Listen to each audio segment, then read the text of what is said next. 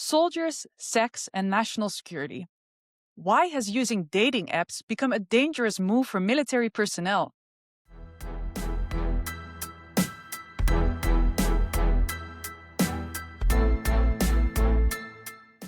Follow the money. This is the podcast of the European investigative newsroom Follow the Money. I'm your host, Emma de Chatinier, and as always, I'm joined by Follow the Money reporter and my co-host, Alexander Fanta in Vienna. Hi, Alex. Good morning. Dating apps like Tinder promise connection, romance, and privacy. But what if a simple swipe could reveal far more than users realize? Follow the Money uncovered how the location data shared by Tinder can be used to track the movements of military personnel across Europe, including near sensitive bases and deployments.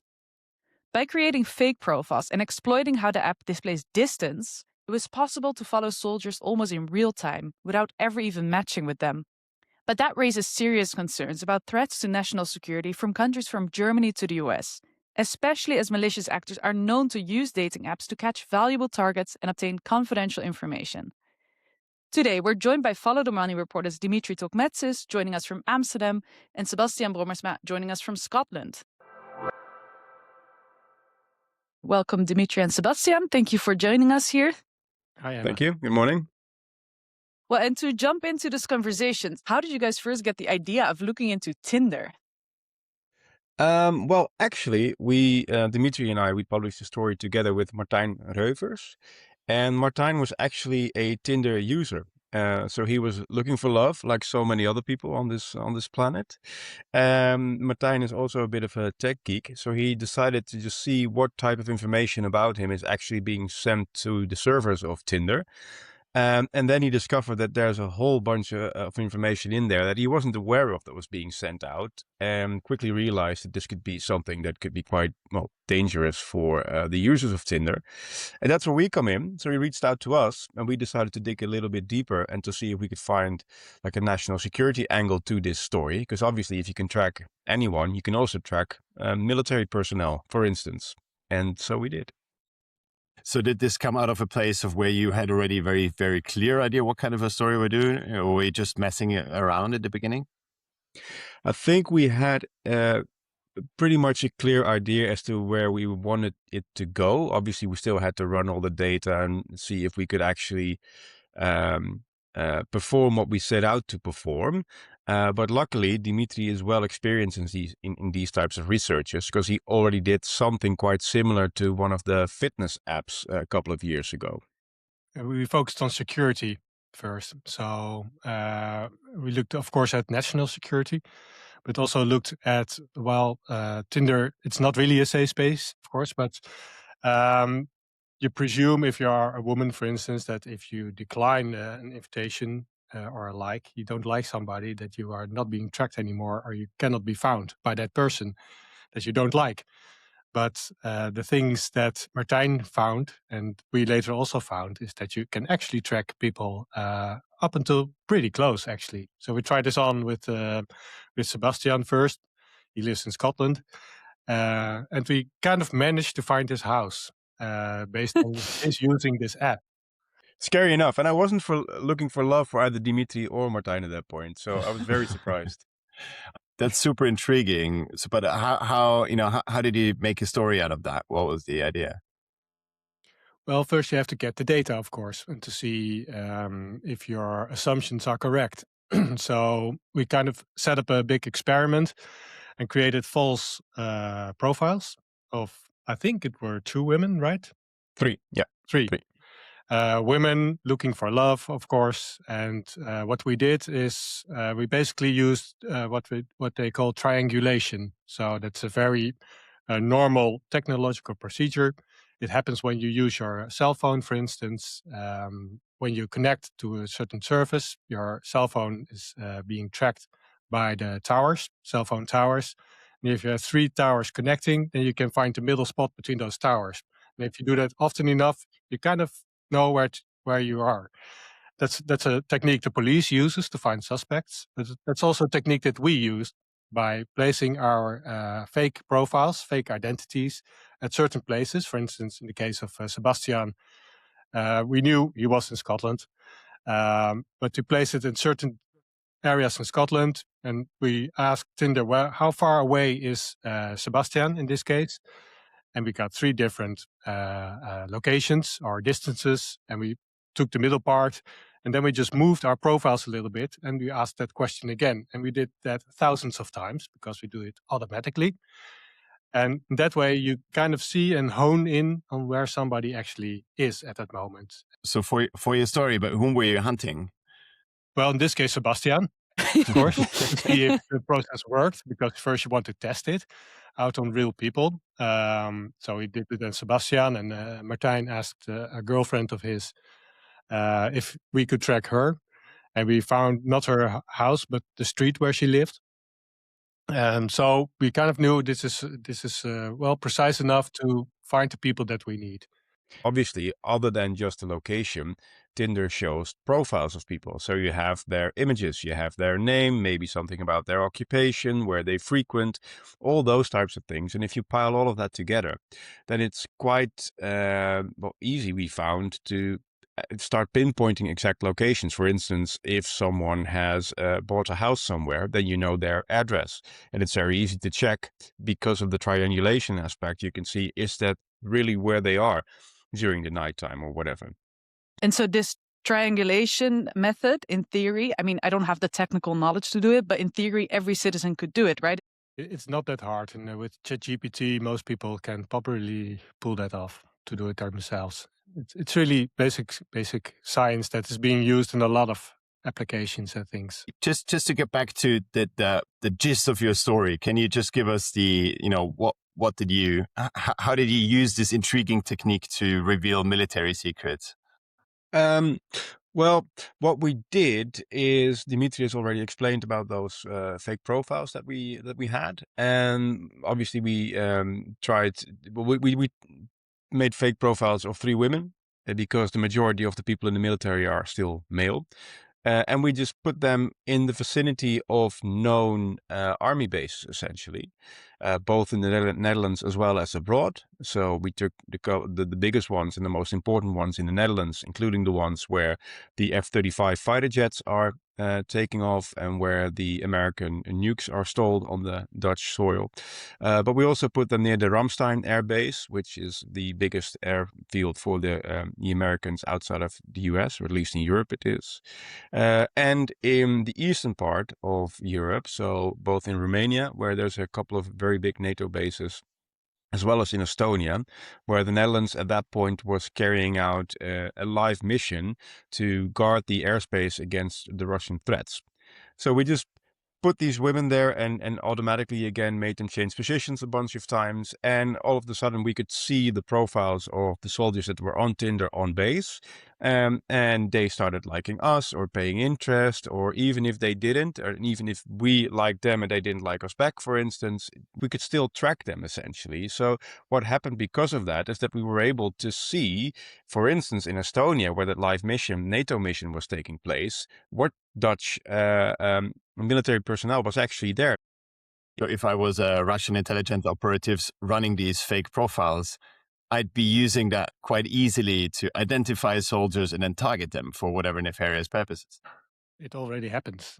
So this is something that intelligence agencies and armies have been warning about for a couple of years, and there are a couple of cases known where this has happened, so that foreign operatives are using dating apps or other apps to get into contact with soldiers or people at certain high-risk security locations and try to, well, butter them up, basically.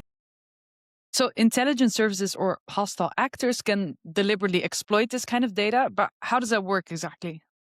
Just the usual, I would say. I think maybe in the 60s, 70s, or 80s, you have this image of people hanging around in smoky jazz bars in the eastern part of Berlin, trying to find someone that you can maybe connect with and share a vodka or whatever, and trying to get them to talk. And this is essentially the same thing, but you can just do it from wherever you are on the planet and just start chatting away. I mean, if there is a connection and you just say, hey, what's up? Who's to say who's behind that profile, really?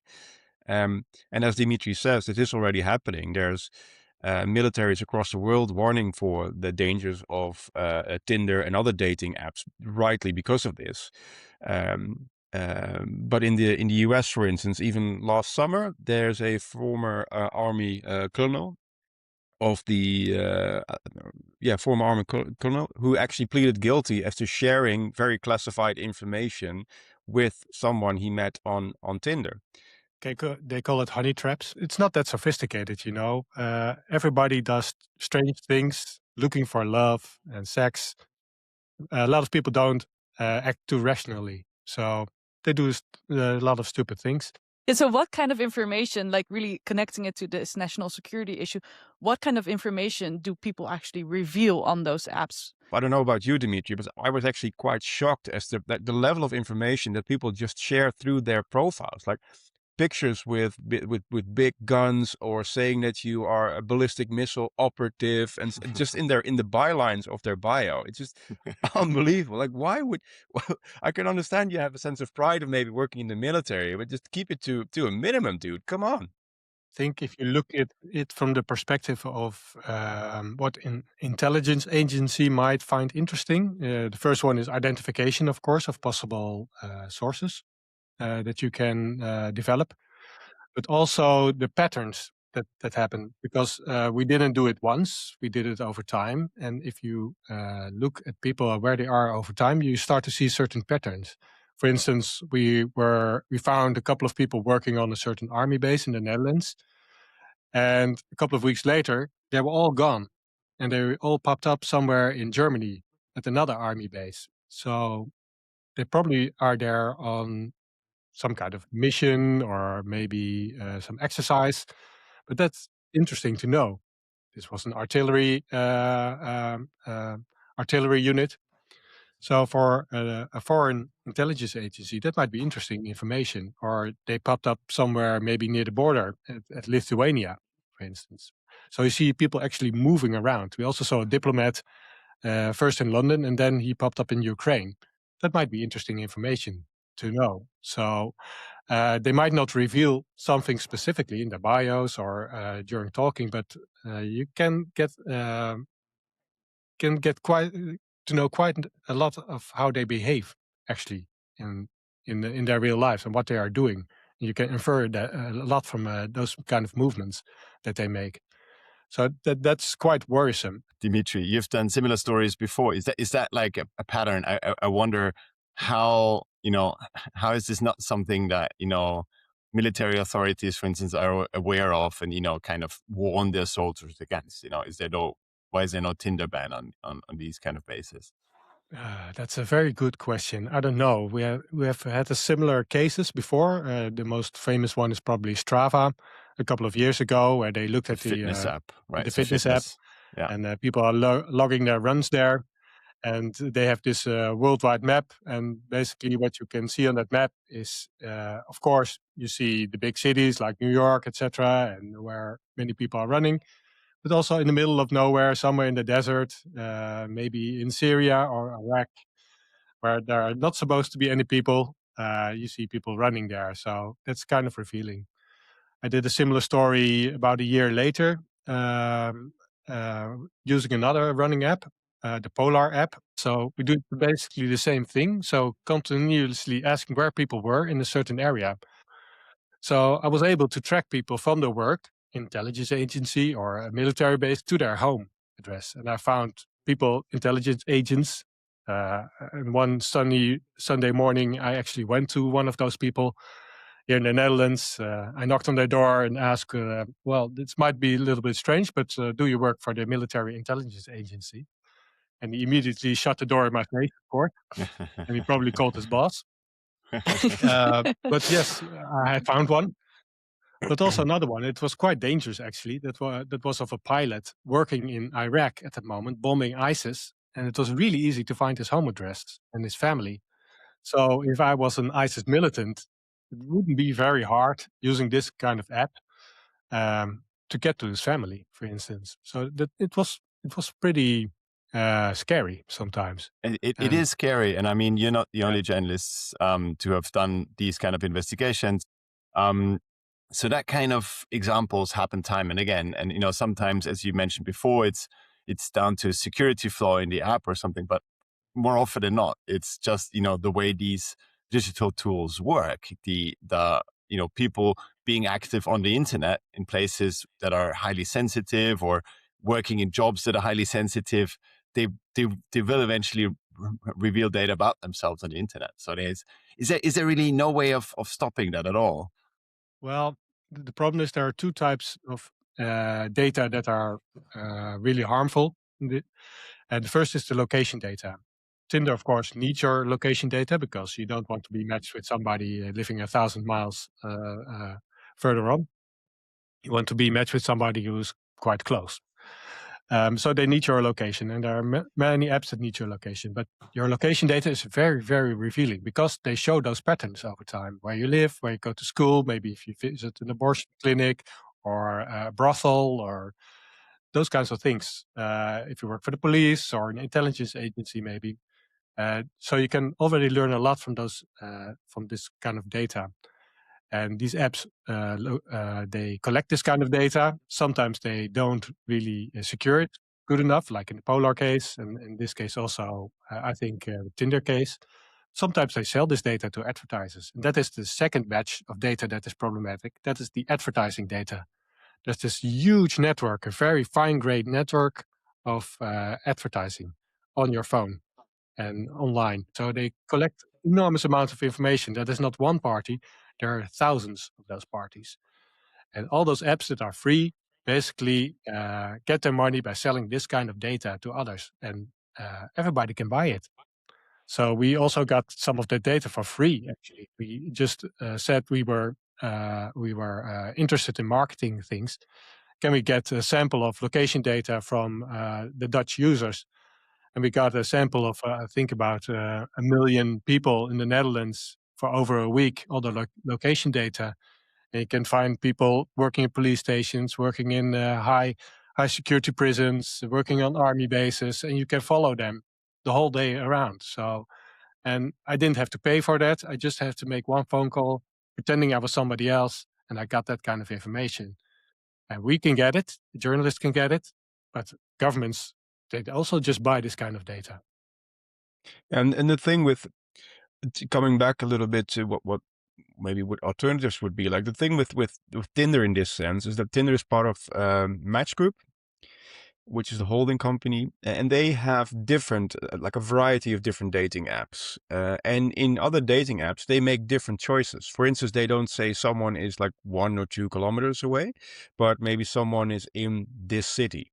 And that makes it a whole lot more difficult to actually try this triangulation bit and try to pinpoint people. So you can make better decisions to keep everyone safe, because obviously there's the security aspect that we looked into. But as Dimitri pointed out rightly at the beginning, what if you're just, especially in this day and age, a woman who's dating, and you come across someone who may be a bit technical and knows how to set up something like this? They could effectively follow you around. Yeah, and I think the fact that you did all of this without even having to match with someone is also, that really baffles me. Yeah, absolutely. Yeah. And even if they turn you down, for instance, like they make the active and conscious decision to say, no, I don't want to be matched with this person, it still allowed us to track you. So you were working with fake accounts, and that to me sounds quite sensitive. Were you having any ethical kind of second thoughts about, doing that, kind of cheating, fooling people like that, if you will? What's the trade-off involved? No, of course. And we discussed this and deliberated about it before we started off on this investigation. But then we just tried to find like a fine line between not interfering too much, so also not engage with these people or try to present ourselves as the people that we were not, but only just create these profiles so that we could make use of the API of Tinder and start tracking people. Because as we said, we didn't even need a match or anything. So we weren't necessarily fooling the people that were on Tinder. Maybe we were fooling Tinder.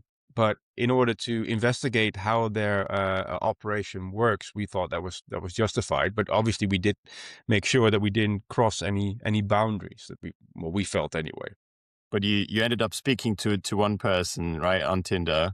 So at what point does that get too ethically dubious to basically impersonate someone?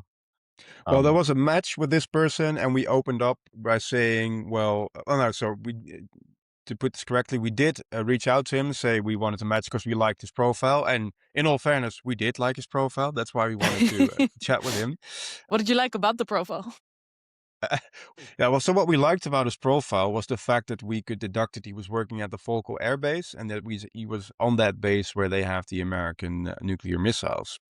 And he was quite, well, not as open as others would be. I have to give him that. Like, he wasn't posing with any weapons or stuff, but there were photographs of him in a military uniform. So we could see, because of that, in which unit he was, what his responsibilities were, those types of things. And then we just reached out to him. And as soon as he accepted, we sent him a whole text message saying, "Well, we we apologize. We are not who you think that we are. We are two journalists." And send him our like profiles at Follow the Money and stuff. So as soon as there was any point of contact, we were completely open about what our plan was and why we were there on the platform. Very well, very sportsmanlike, to be fair. Like he was all right. Well, fair enough, and don't worry about it. So what kind of things did he end up telling you once you talked to him? Well, obviously, we didn't ask him about any military secrets or anything. We don't want to put him in a position where he could be criminally charged or anything. But we did ask him about why do you use this? What do you use it for? Do you get more of these weird requests from other people like us? Or is there, again, are there any rules or regulations that you have to follow when it comes to the use of these types of apps and stuff? We find that a lot, and you can sort of deduct it from the profiles, that a lot of people who are in the military are very proud of what they are doing. And I can definitely understand that. And also, it's a big part of your life, isn't it? So you could even say that they're being quite transparent about it, but maybe not share everything, like the weapons that you're holding or the unit that you're part of. The girls like it, right? That was also his Yeah. defense. Chicks dig it, essentially, is what he said. So, so what was the military's and Tinder's official reaction to the findings of your story? Well, the military is a bit embarrassed because it keeps on happening again and again.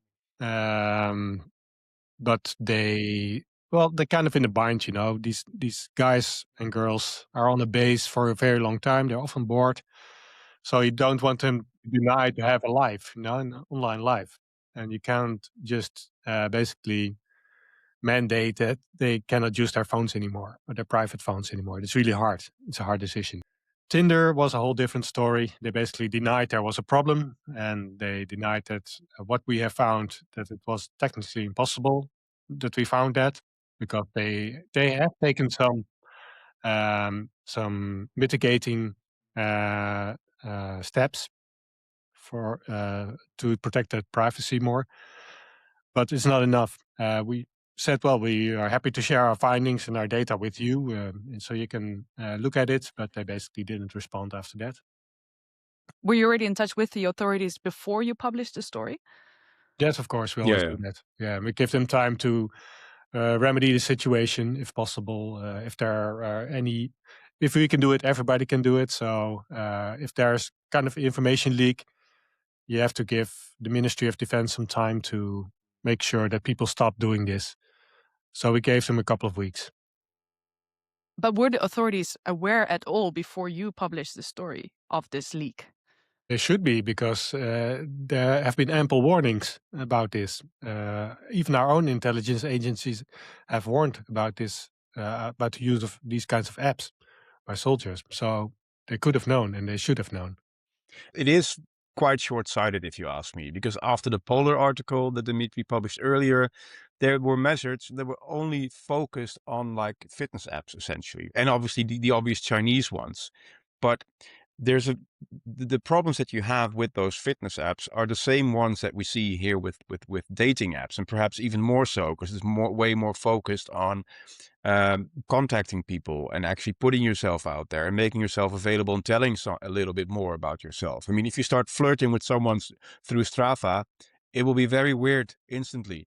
But if you start flirting through Tinder, that's a different ballgame, isn't it? So that whole honey trap situation works a lot better here, while you still have that geolocation aspect that you would have in the fitness app. So by banning those, that's just just a very small part of the problem, isn't it? It should be a much higher point on the agenda, that anything that has to do with geolocation you should be aware of if you're in these types of positions.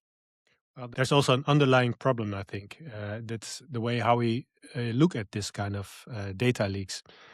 We have a lot of regulation to protect against this. Everybody looks at it from a privacy perspective. And there's also a lot of privacy law basically protecting how this data is being used and who can access this kind of data. And many companies, but also governments, think, well, we have taken care of this. There's regulation. We have asked their permission. So we have done our job. But this isn't a privacy problem per se. It is also, but there's a larger problem. It has become a national security problem. From your perspective, where does the responsibility lie to solve this? Is it with the apps or is it with the government? Everybody. So the apps don't need a lot of data they actually gather. A lot of advertising data, for instance, but also what Sebastiaan just said.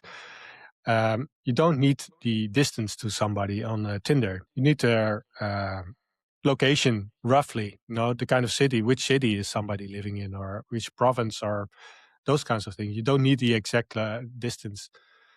So the app builders have a lot to do, but the users, of course, they have to think about what they expose online. It's not very good to say that you are in charge of the ballistic missiles, for instance. Put that on Tinder. That's kind of stupid. But also the government has to be aware that there is this national security problem, and not only a privacy problem. And they have to act on that. And it doesn't make you popular, but especially nowadays, it's becoming more and more important. Because of the intensifying geopolitical tensions, you mean? Of course, yeah. And it is a fine balance, because I've written about especially what happens in the advertising industry space online too.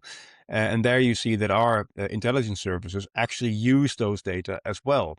So they are sort of balancing as to how to protect ourselves from foreign actors having access to these data, while on the other hand, being very quite happy about the fact that they can use it as well.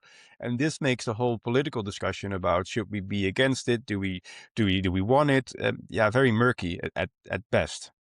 Because what you mean is the method that you used in this story, maybe our intelligence services actually also use it to find out data about, say, I don't know, Russian soldiers. I would say that's a safe bet, yeah. Yeah.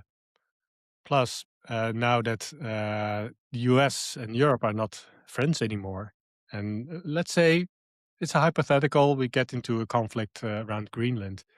Almost all of this data, our data, is stored on American servers, which are easily available for all the American services.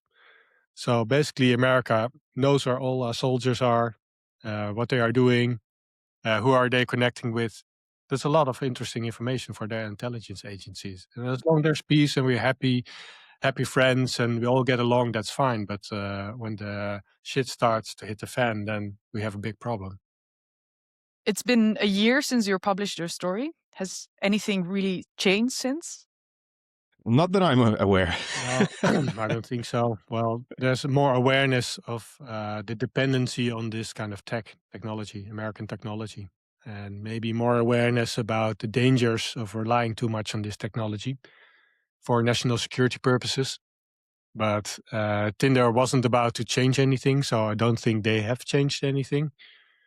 And I don't think people stopped using Tinder suddenly. So no, I think it's the problem is still there and probably will be for a long time. And in doing this whole investigation, what's the aspect that really shocked you the most? The terrible pictures men post of themselves.